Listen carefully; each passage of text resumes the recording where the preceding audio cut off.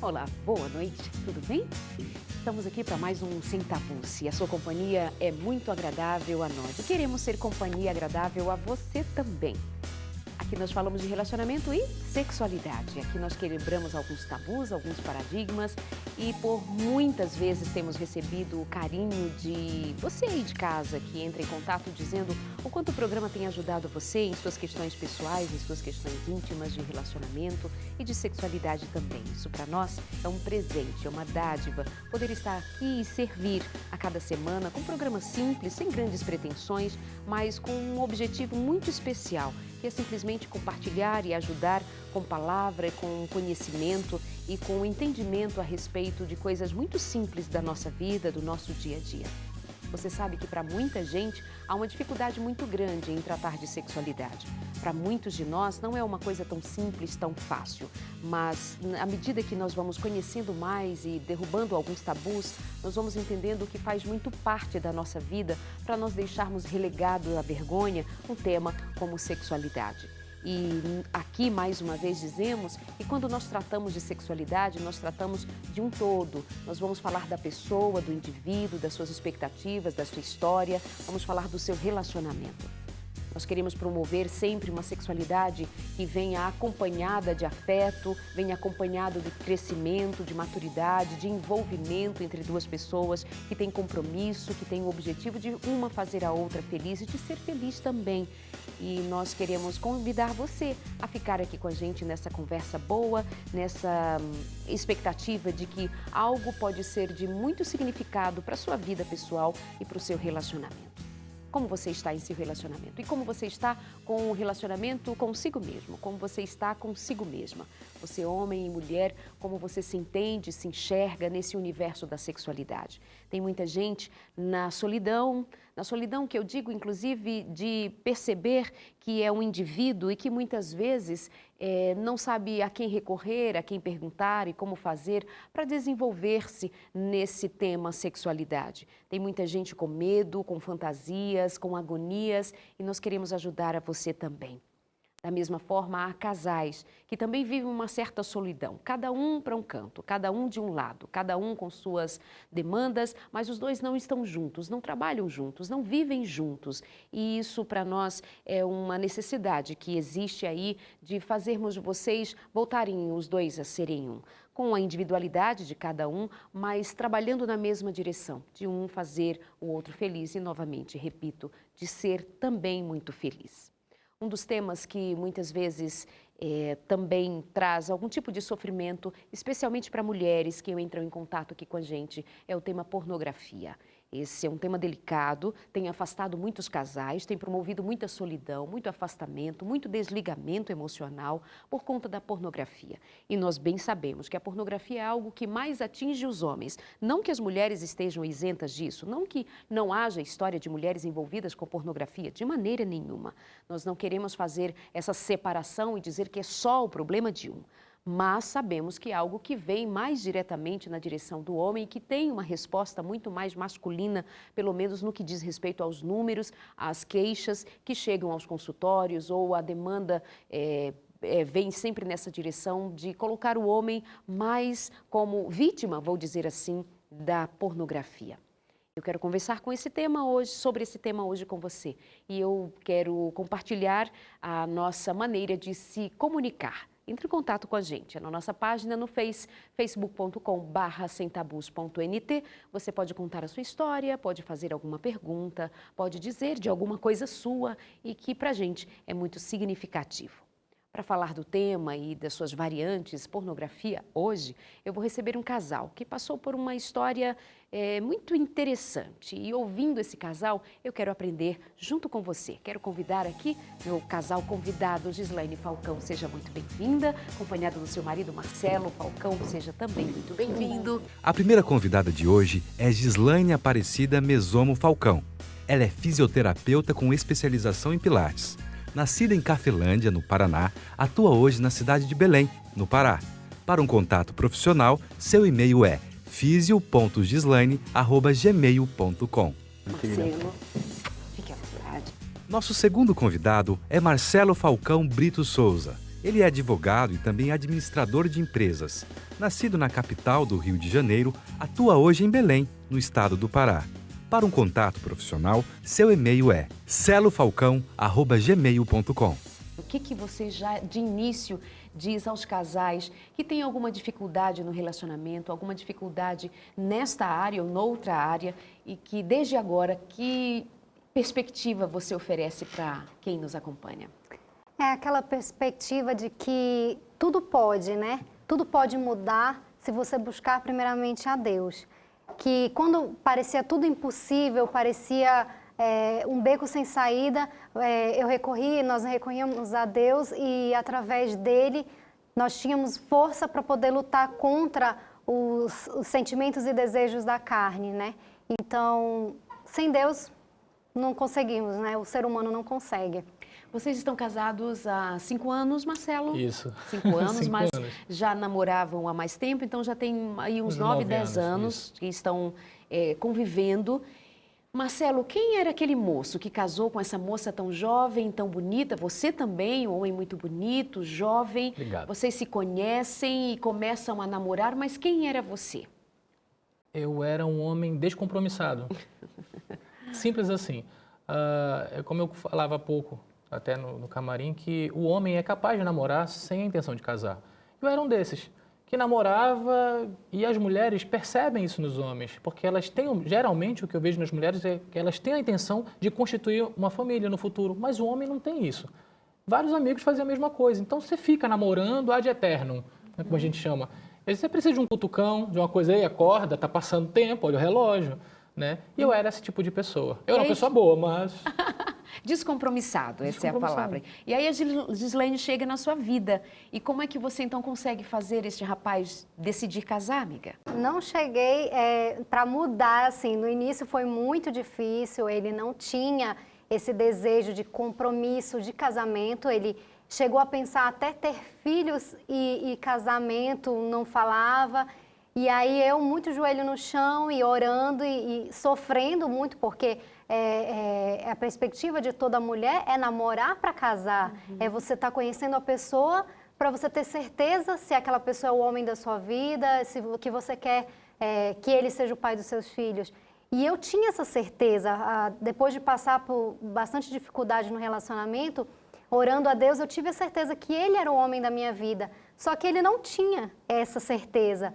Primeiro passamos por muitos problemas, tudinho, até um belo de um dia, numa conversa, num café, ele decidiu aceitar o meu convite de construir a família, de casamentos e etc. Mas não foi fácil. Não foi fácil. O que deu a você a confiança de que deveria investir num rapaz de quem você gostava muito, você já estava muito envolvida, mas você também era muito envolvida com saber se era da vontade de Deus, se Deus abençoaria a união de vocês. Como foi que você conciliou o fato de ele não ser a pessoa nos proformes ideais e caber dentro dos seus sonhos, ainda que ele não te desse total segurança? Estamos falando de você, né, Marcela? Eu já te dou a palavra. Tá Foi num momento que aconteceu, houve uma traição do lado dele. E aí, nós estávamos noivos e eu decidi que não queria mais.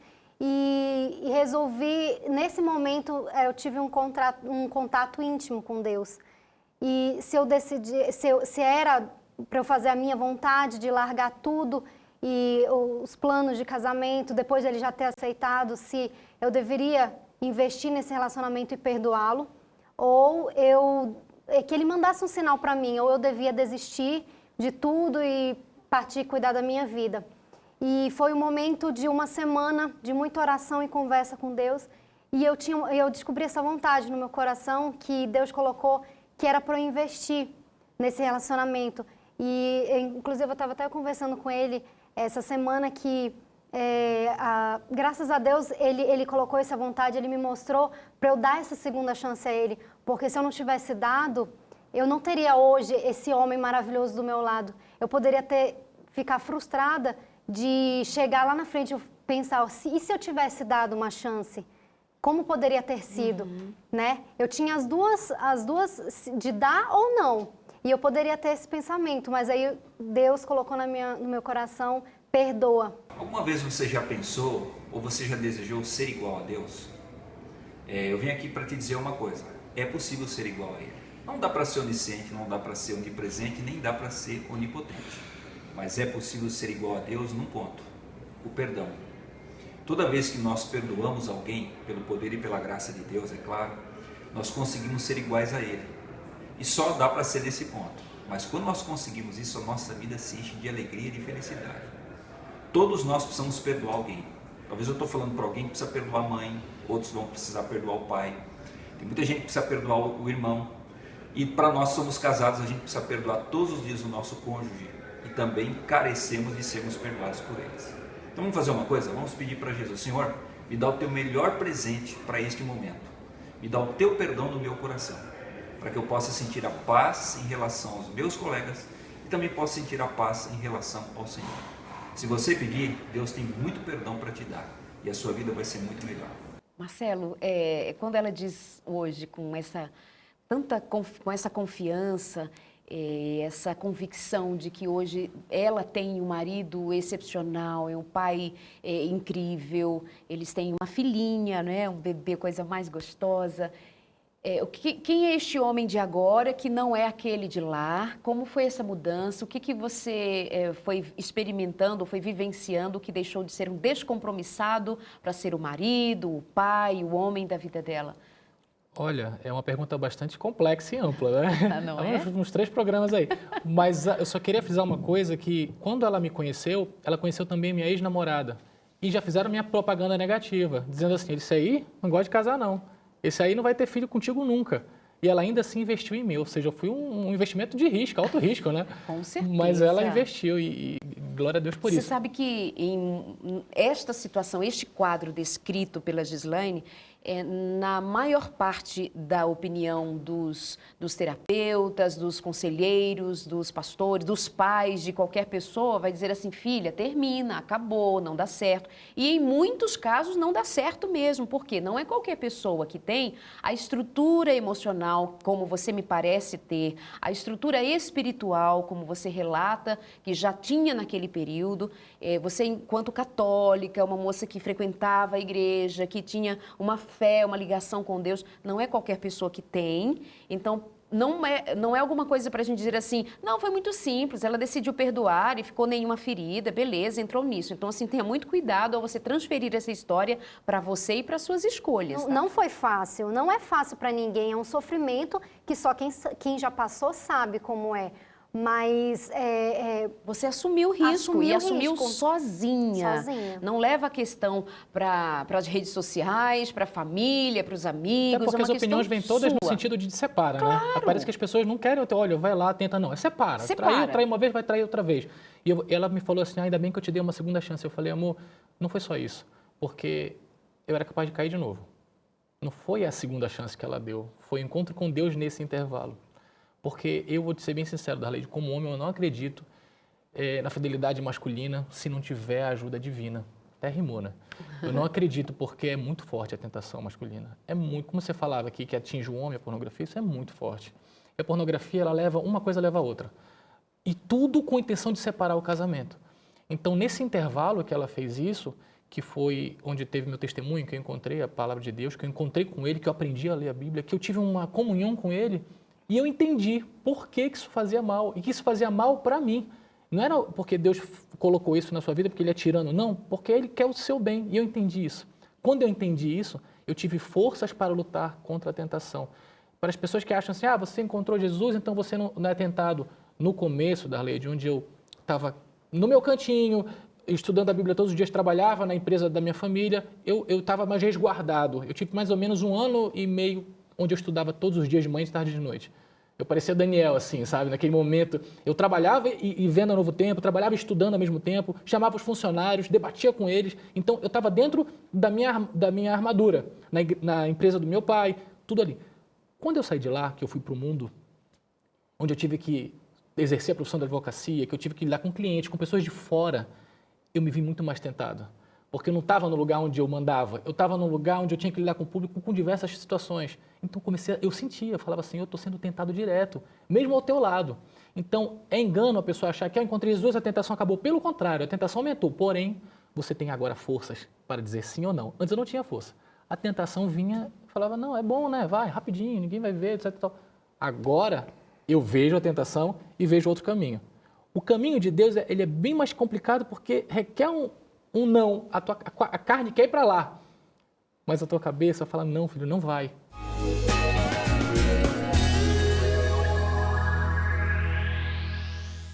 Gislaine, em que momento você descobre que o Marcelo se envolvia com pornografia, que era algo pertinente ao dia a dia dele?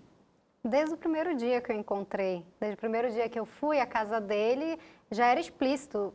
Em todo canto do quarto, do quarto dele, tinha os vídeos lá. Isso te incomodou? Aquilo te incomodou? Não, no momento assim, eu achava que era tudo normal, né? Eu achava que aquilo fazia parte do homem, de um relacionamento, que não tinha nada demais ali. O que é muito comum de muitas mulheres e muitos de nós, homens e mulheres, pensarmos que está tudo bem, não tem Que é nenhum uma problema. pimentinha pro relacionamento. Vamos apimentar. Mas o que dizer, você que viveu essa experiência, desde quando? Era muito jovem quando teve acesso à pornografia? E o que isso fez com você, no seu entendimento hoje, já um homem mais maduro e transformado? O acesso foi muito jovem. Os primos, os amigos, diria bem jovem mesmo, eu nem lembro se 12, Menino. 13 anos, por aí. E isso criou em mim, com o passar do tempo, uma certa alegria, porque a conquista é cansativa. E às vezes o homem quer aquilo para agora.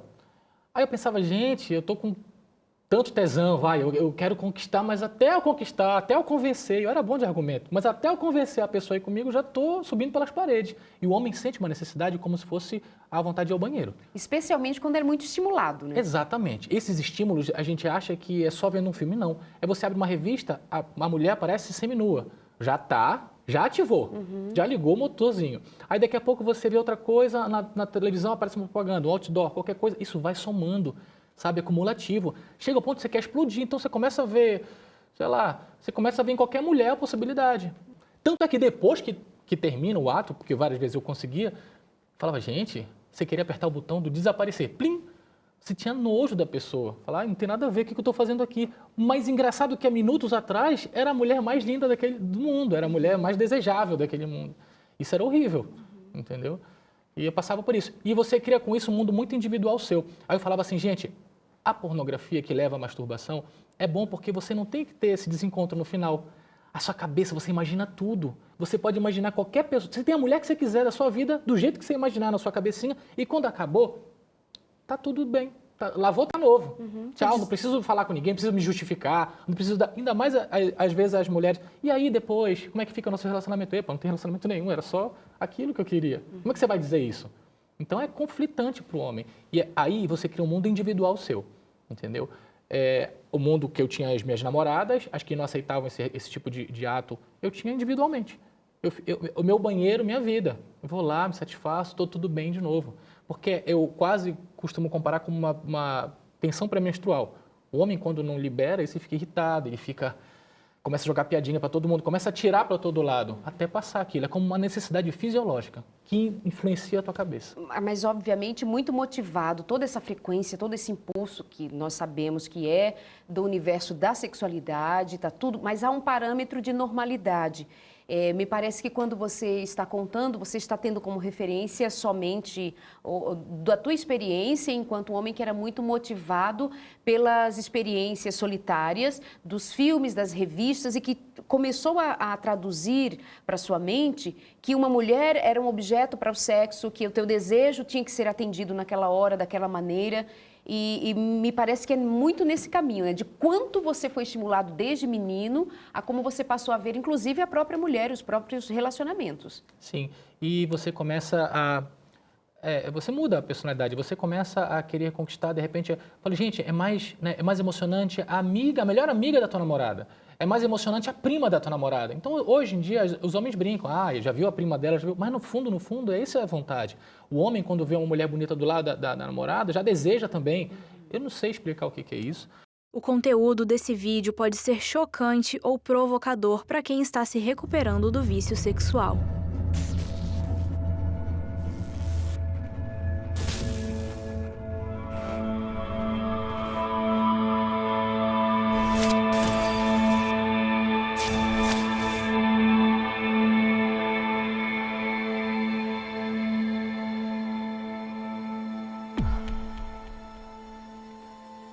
Hey. You doing your homework?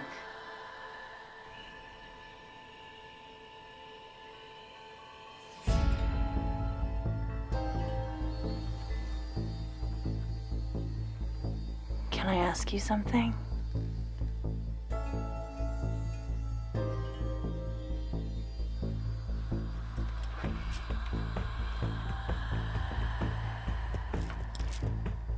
Do you think I'm pretty?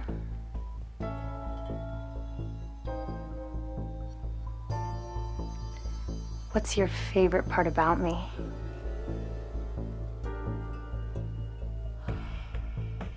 Do you want to see more?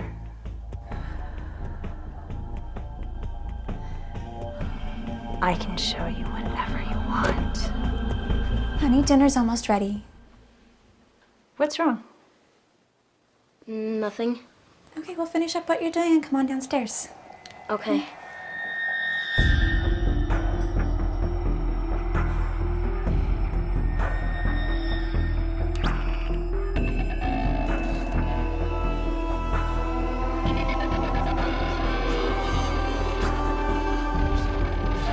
¿Qué es lo que estás viendo? Nada, es solo un programa de televisión. Oh, ok, voy a ver hasta la cena, ¿ok? Ok.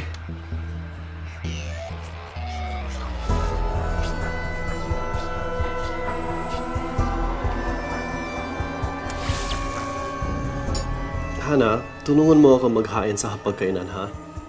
Opo. Felipe, la cena está lista. Come on, it's dinner time.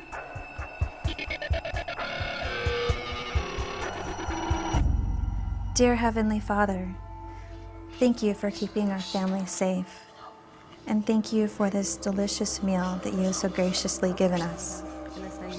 And thank you for keeping our family close and so full of love for each other. Los abuelos que tenemos en la Thank you for familia, keeping your daughter que los Tasha cuiden safe. mucho And thank y you for también keeping que us safe. toda la gente que necesita ayuda, que los ayuden Dios y también para esta familia bien especialmente Na binasbasan para niyo ako todos. ng En el nombre mapagmahal del na asawa at dalawang mabuting anak na pinagkaloob ninyo sa akin.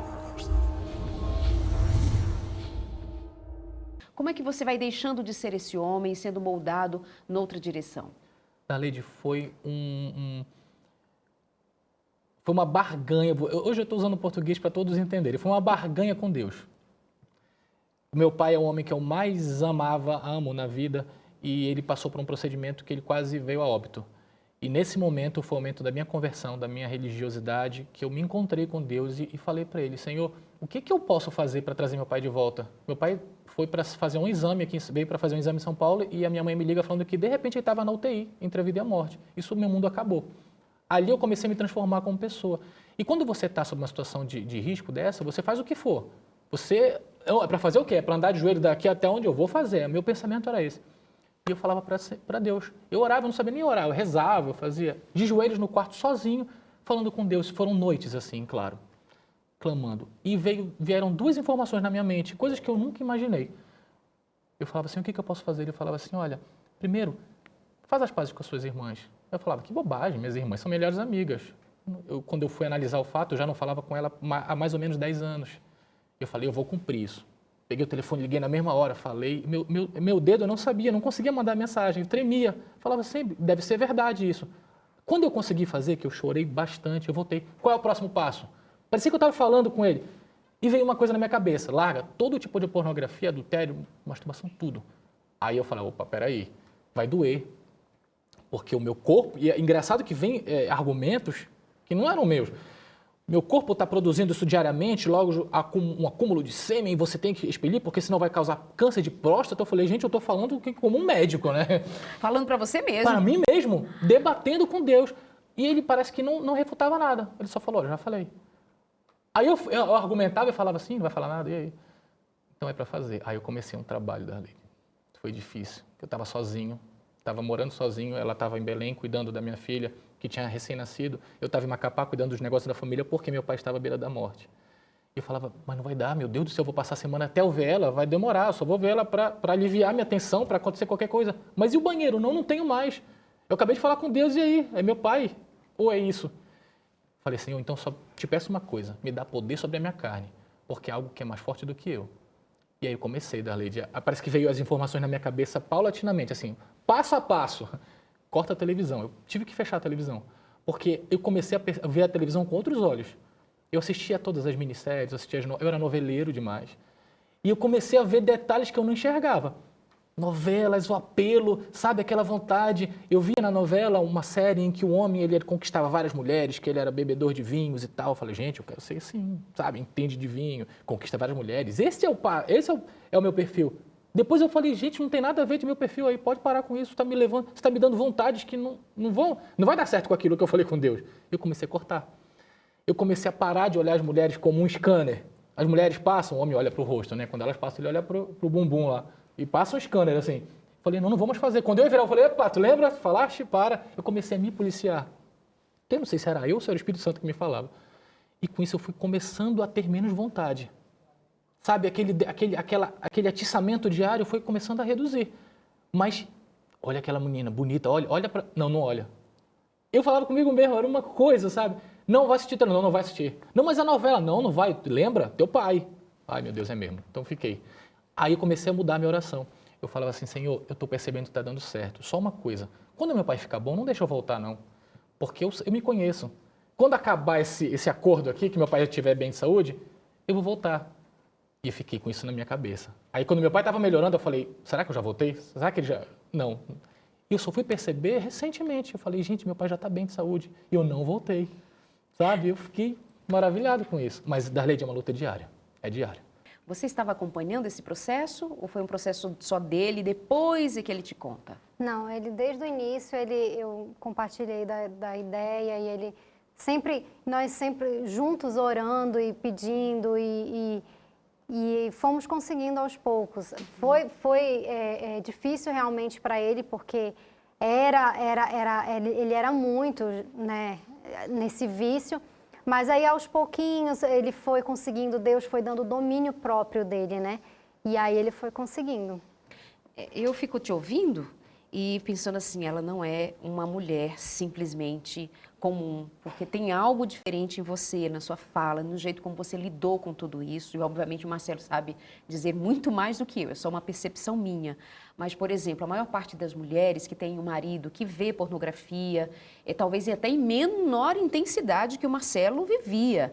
É o caso de ver um site, uma cena, uma aqui, uma acolá, e a mulher já fica desesperada com toda a legitimidade de ter um sentimento de rejeição, né? De sentir-se rejeitada.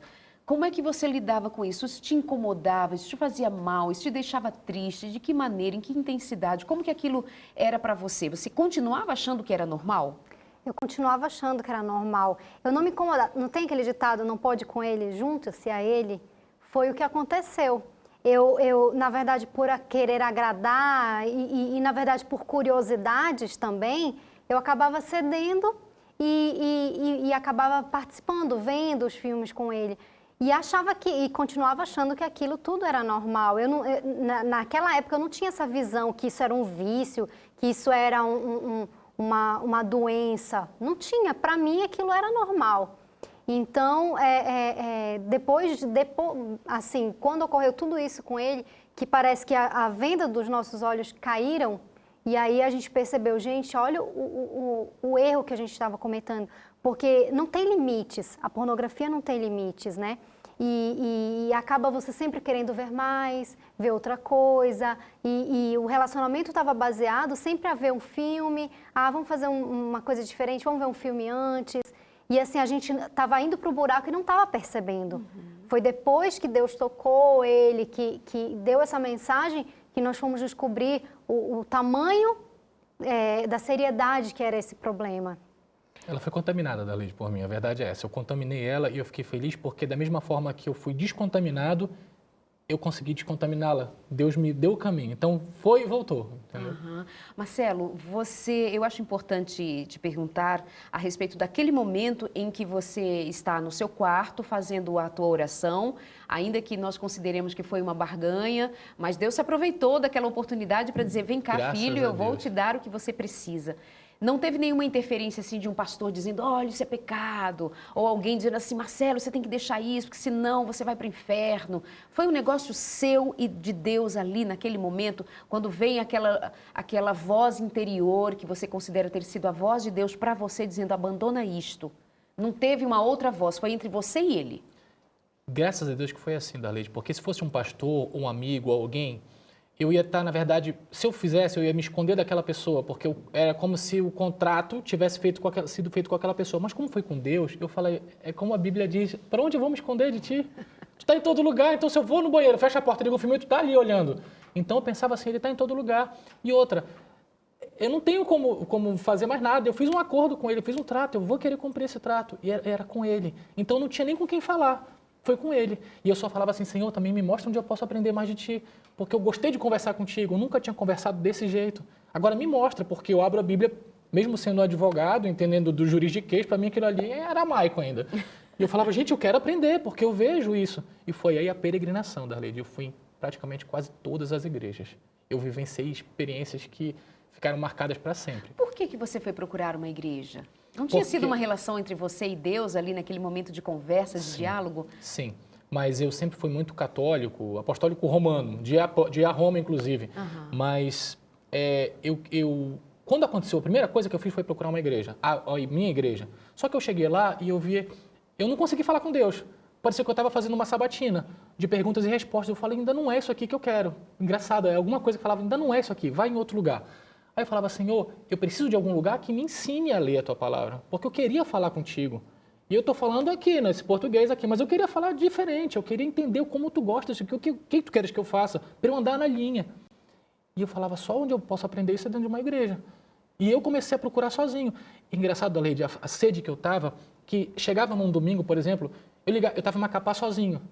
Eu ligava para uns amigos, bora para o cinema hoje? Aí eu bora. Eu falava, não, mas eu não quero. Não vai me preencher ali, eu quero uma igreja. Ele falou, igreja? Mas que tu quer igreja? Eu falei, eu quero. Qual igreja tu vais? Aí ele, eu vou numa lá, tu quer ir comigo? Eu falei, claro, vamos. Gente, eu só fazia esse tipo de convite para baladas, para festas, e de repente eu estava ligando para todos os meus amigos para saber se eles tinham alguma igreja para eu ir. E eu comecei a frequentar. Gente, eu ficava ali na frente, parece aquele aluno CDF, vai, fala mais, que eu quero ouvir, bora. E eu repetia. Não, e era engraçado porque aí ele aprendia, aí ele me ligava. Aí começava a conversar e falar e pedia para eu abrir a Bíblia e nós estudávamos por telefone, porque nessa época, como eu estava, foi uma época que eu tive que passar em repouso, né, na gestação, e depois eu tive a neném, então foi um momento bastante conturbado. Então não tinha como eu ficar saindo, eu ficava mais em casa. Aí ele ia e me ligava de Macapá e passava todos os estudos, e aí eu via a TV, e aí foi preenchendo. Na verdade, a gente estava com sede. Mas diga para ela de Deus. O que você disse para minha mãe, que achava, nossa, o Marcelo tá... Eu estava achando que ele estava já exagerando também nisso, porque ele é muito exagerado. Ele é muito exagerado, assim, no fato de, quando ele vai numa coisa, ele vai de cabeça, ele investe, aí ele só fala naquilo e tudo.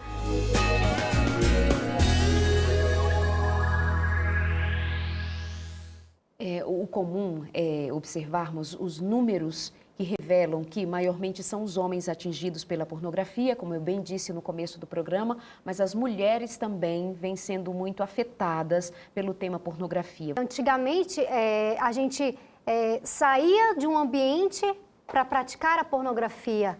Hoje em dia, a pornografia está em todo canto. Nós temos que sair do local para não ver a pornografia. Então, a gente está percebendo que 2,5 milhões de filmes pornográficos são produzidos por ano. Então, atinge crianças de 9 anos, já estão sendo atingidas, já recebem algum tipo de vídeo. Então, a gente está percebendo quão é sério isso. E eu, pela experiência que eu já passei, eu vejo que não tem vantagem nenhuma, só traz malefício para o relacionamento, só traz coisas ruins e o distanciamento do casal, muitas vezes, né? Então, uma das coisas que eu mais aconselho é, primeiramente, buscar a Deus, porque sem Ele você não vai conseguir. Outra forma, se desfazer de tudo que possa fazer você cair naquela tentação. Se for preciso cortar a televisão, joga tudo fora do que tem, pede domínio próprio, né? E através desse domínio próprio, pedir ajuda não somente de Deus, mas também de uma pessoa que possa te ajudar naquele momento, seja um pastor, seja um amigo em quem você confia, para poder te ajudar naquele momento que você está fraco, você procurar a pessoa e a pessoa te ajudar a sair desse momento. Porque a gente já percebeu que uma pornografia pode levar a uma traição.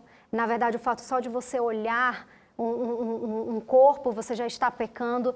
E isso é uma bola de neve, né? Que maltrata o ser humano e o relacionamento. Olhar um corpo desejando, né? Desejando. Como bem disse Jesus, se deseja, um homem casado deseja um corpo de uma outra mulher que não é a sua mulher, então pecando. Já há um pensamento pecaminoso. E uma coisa muito interessante de a gente pensar é como está difícil se desvencilhar da pornografia. Outro dia eu assisti a uma entrevista de um ator que trabalhou por muitos anos na maior rede de televisão do Brasil, e ele dizia que em muitas ocasiões o que ele mais via eram mulheres sendo levadas a situações de exposição da sua nudez em nome da arte, e ele dizia, mas aquilo não é arte, aquilo é pornografia, porque não caberia aquela nudez, aquele papel, aquela cena, não está pedindo, né? Aquela nudez, exatamente. Mas diz, não, tira a roupa, mas é só uma ceninha, é uma ceninha lá na novela, da série. Para aumentar o Ibope. Para aumentar o Ibope, mas ele diz assim, isso é pornografia, e a gente está comprando a pornografia assim, entre família, né? Entre nós. E as pessoas não têm o conhecimento que isso é uma pornografia. Exatamente. Elas acham que aquilo ali, não tem nada demais. Só que aquela imagem que você viu, ela vai ficar guardada no teu cérebro. E em algum momento de fragilidade vai ser usado aquilo para fazer você cair em tentação. Para fazer você, inclusive, querer reproduzir daquela maneira na sua vivência, na sua experiência. E o que eu achei interessante... Outros, né? Os amigos, convencer toda a família de que... E o que eu achei interessante é que, assim, novamente, não era um pastor falando, não era um religioso falando, não é um que está, de nenhuma maneira, sendo moralista. Ele estava dizendo, que aquilo não cabia na arte, não é necessário na arte. Muitas vezes a nudez vai, inclusive, tirar a beleza da arte, da poesia, do que quer que seja. Sim.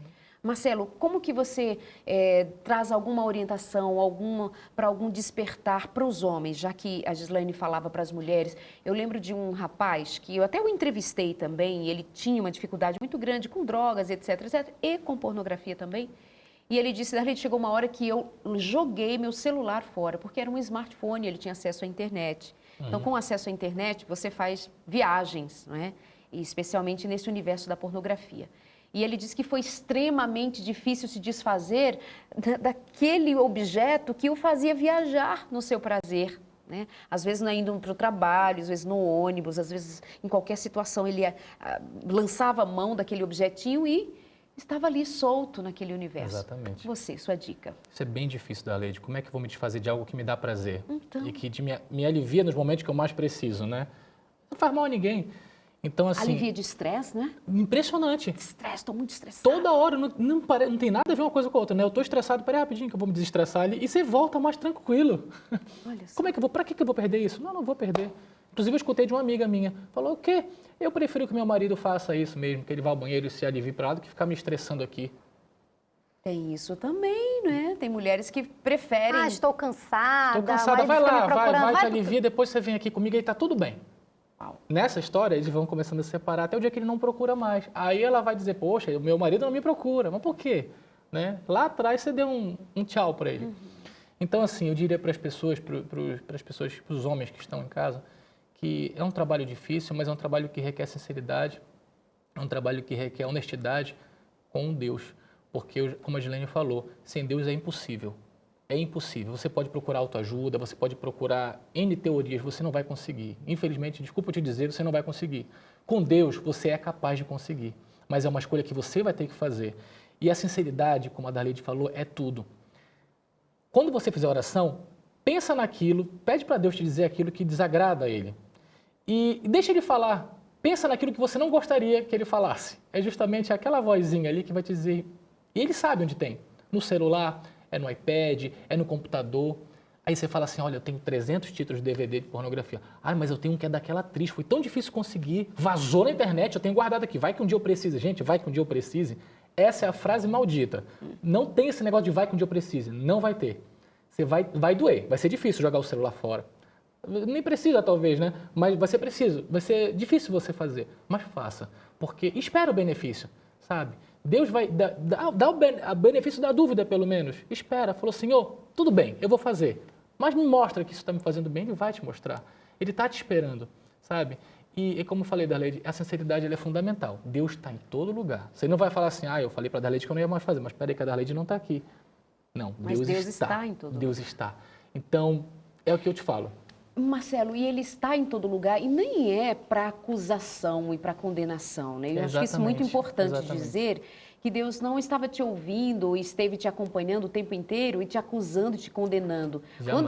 Quando ele fala naquele momento seu com Ele, na intimidade do seu quarto, do seu sofrimento por conta da saúde do seu pai que estava afetada, você entende que Ele só diz assim, filho, para. Não diz assim, olha, miserável, vai para o inferno. Ele diz assim, filho, para, vai ser bom para você. Se você não parar, vai acontecer isso, isso, isso. Não. É aquele carinho, é aquele amor, né, que Ele tem por nós, de fazer, filho, eu quero o melhor para você. Larga disso. Você tem tantas outras alegrias que eu vou te dar, e realmente deu, porque depois que Ele parou, tudo mudou. Hoje eu vejo o desejo que Ele tem por mim. É diferente. Parecia que aquilo, antigamente, o relacionamento, a relação, era mais praticamente de robô, sabe? Eu vou fazer para cumprir. E hoje não, eu sinto o desejo que Ele tem por mim, de estar comigo, de valorizar o momento. Isso que ela está falando é muito importante, preciso até concluir que a mulher precisa também, a esposa é fundamental nesse processo. Porque, é como eu falo, se você vem de um ritmo muito avançado e a esposa diz, não, não quero, hoje também não, mas hoje também não. Então, minha esposa, é a esposa. Eu falo, amor, sabe, eu quero te namorar, vem cá, vou te abraçar. Você canaliza todo aquele desejo para sua esposa. E ela se sente amada várias vezes, porque 24 horas que ela sabe. Então, eu falei isso para mim, gente, tudo que eu tinha pensamento em relação ao sexo, o meu é dela. Então, eu vou atrás dela e ela me entende, sabe? Isso que é mais maravilhoso, eu posso contar com ela. E você não está falando de uma relação, eu entendo, de uma relação desequilibrada. Não. Você está dizendo de canalização, para não ficar a ideia de dizer assim, não, ele é um obcecado por sexo e ela o atende na sua obsessão. Não é, muito pelo contrário, diante de uma história de transformação. É um homem que canaliza não somente o desejo sexual, mas afeto, amor, carinho, companhia, né? Vocês gostam de estar juntos, vocês gostam de viver a experiência de casal um para o outro. Coisa que a gente não tinha, assim. Porque, como eu falo, eu descobri um amor que eu sinto por ela que eu não sabia antes. Não tinha chance de aparecer esse amor, estava contaminado por outras coisas. E agora eu vejo isso, eu sinto desejo, eu olho para ela de longe. É como eu falei no outro programa que a gente fez para a Hope Channel, ela está ali dando banho na minha filha, ela está cuidando ali, às vezes ficou olhando, namorando ela à distância, sabe? Que lindo. E eu não tinha isso, era para mim tranquilo, agora eu fico. Hoje eu digo que eu tenho ele 100%.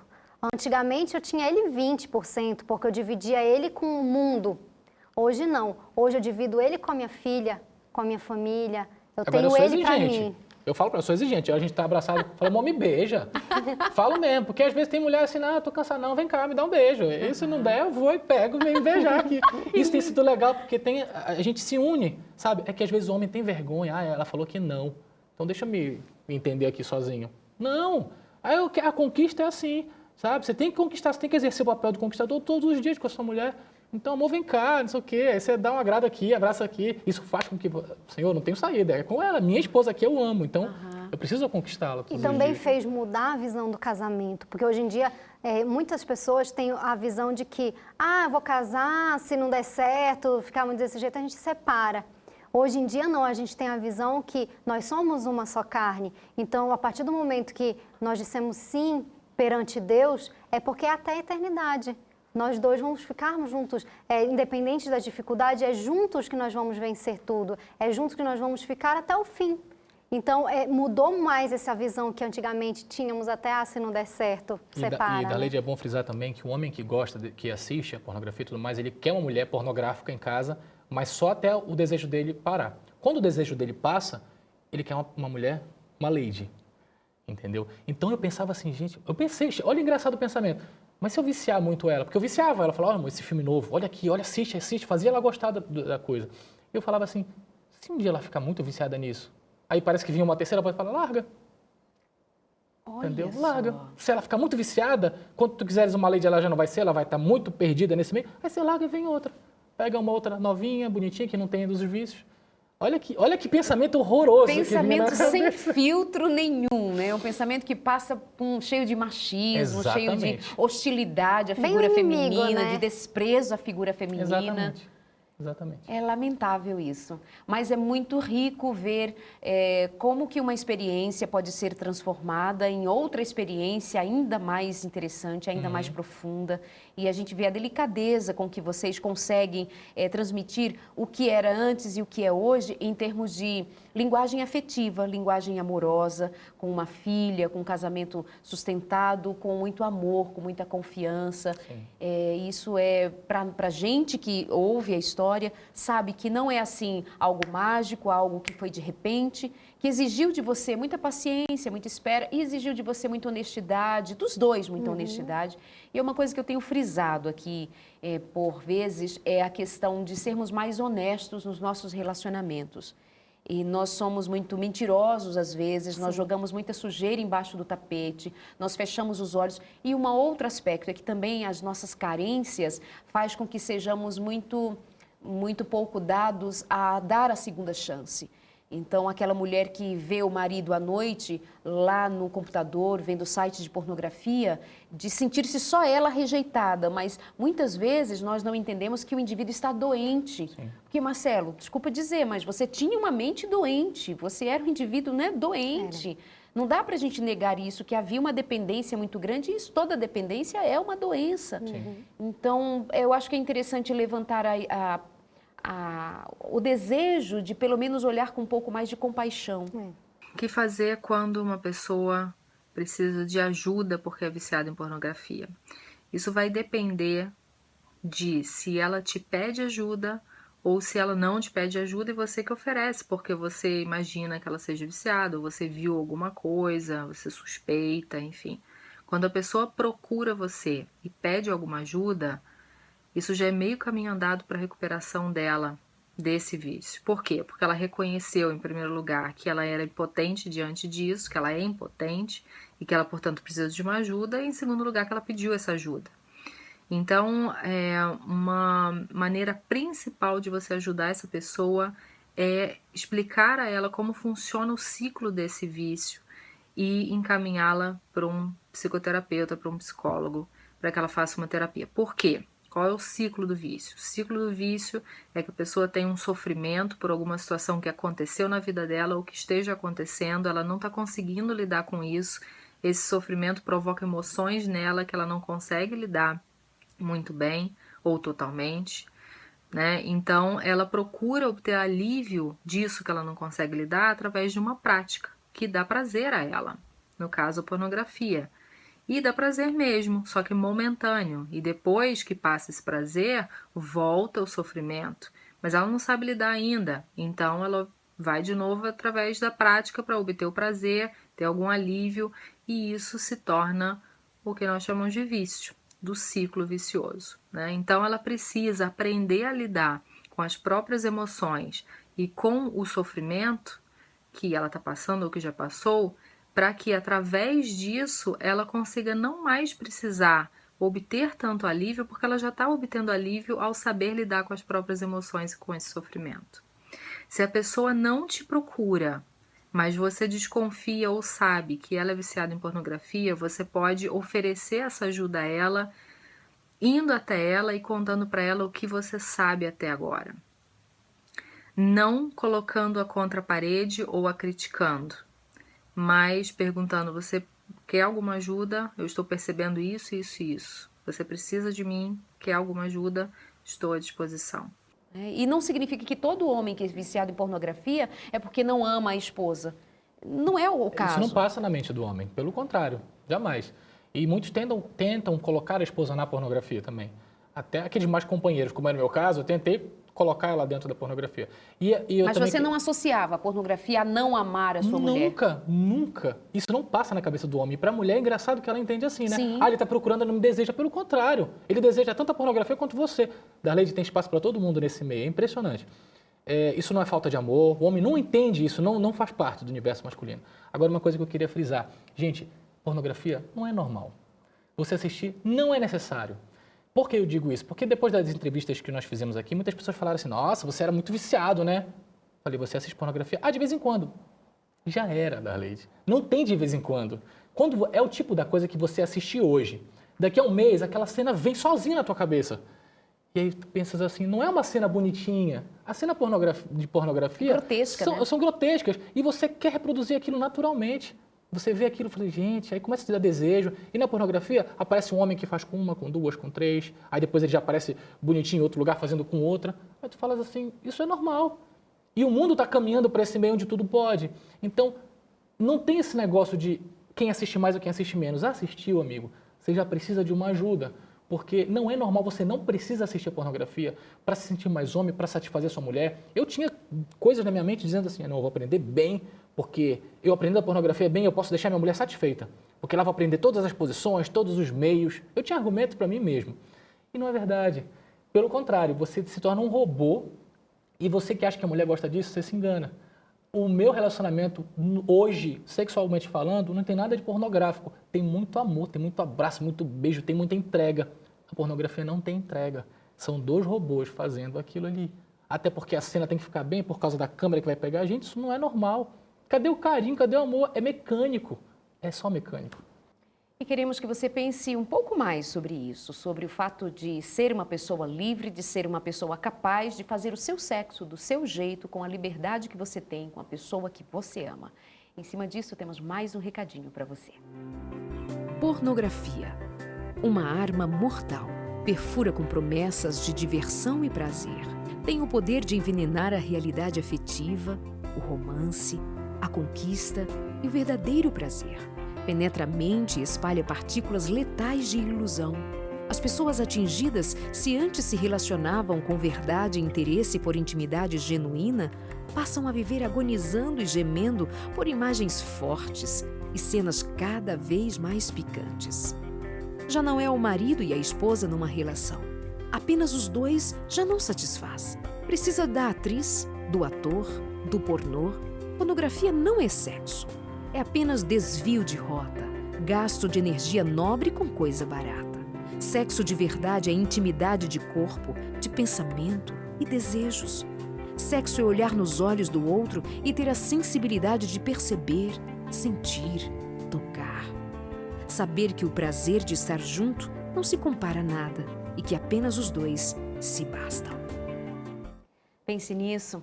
Casal, muito obrigada pela presença de vocês, pela seriedade, pela serenidade com que falam sobre esse assunto, mas principalmente pelo resultado de uma vida transformada e abençoada pela graça de Deus. Deus abençoe você, viu, Gislaine? Amém. Nós é que agradecemos o convite e que Deus abençoe esse teu ministério, que acaba ajudando muitas outras pessoas. Vocês colaborando. Obrigada, Marcelo. Amém. Obrigado, Darleide, por estarmos aqui mais uma vez, aqui no programa Primeira Vez.